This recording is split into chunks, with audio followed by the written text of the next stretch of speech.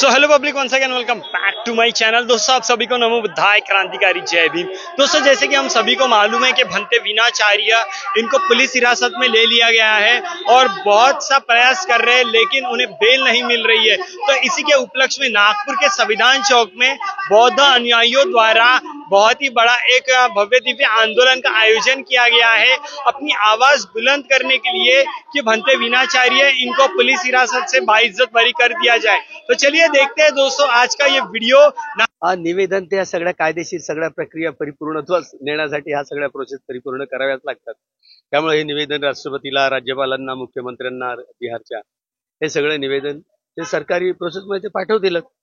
ते कार्यवाही करणं नाही करणं ते त्या पुढच्या लोकांवरती, पण इथे या प्रकारची अशी आता निदर्शनं सुरू झालेली आहेत आणि या सगळ्या महाबोधी महाविहाराच्या या लढाईमध्ये चुकून असताना ज्या बुद्ध विहारामध्ये पौर्णिमेच्या दिवशी आल्यानंतर त्या उपासिकांना तिथे विहारात त्या राज्यपालांना नेऊन त्या ठिकाणी राज्यपालांच्या करवी काल्पनिक लिनपिढीची पूजा, ते स्तूप आहे, त्या स्तूपाची झाकून टाकलंय भगवान बुद्धांच्या मूर्तींना आणि त्यांनी ते संस्कृतमध्ये मंत्र उच्चारण केलं।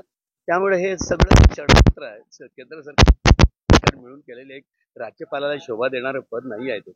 त्यामुळे त्यांना लवकर काढून टाकावं, कोण काढेल ते त्यांनी जाणीवपूर्वक षडयंत्र करून घाट घातलाय। ते शिव मंदिर आहे ठरवण्यासाठी म्हणून ते बुद्धाची पूजा करताना नाही दाखवलं, ते एवढा जाणीवपूर्वक कृती केली गेली।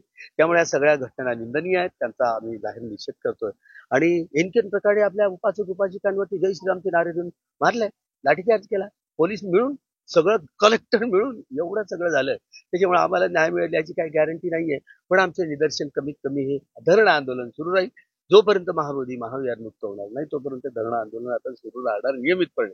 सरकार येऊ वा न येऊ, सुप्रीम कोर्टात न्याय मिळो वा सरकारना मिळो वा न मिळो, पण आता धरणे आंदोलन आपण बंद करणार नाही।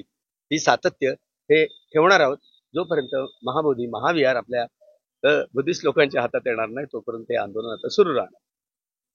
तो दोस्तों, आप सबकी क्या राय इस पर कमेंट सेक्शन में जरूर बताएं और ऐसे ही वीडियोस देखने के लिए हमारे पेज को फॉलो सब्सक्राइब जरूर करिए। मिलते हैं किसी नए वीडियो में, तब तक के लिए आप सभी को नमो बुद्धाय, क्रांतिकारी जय भीम।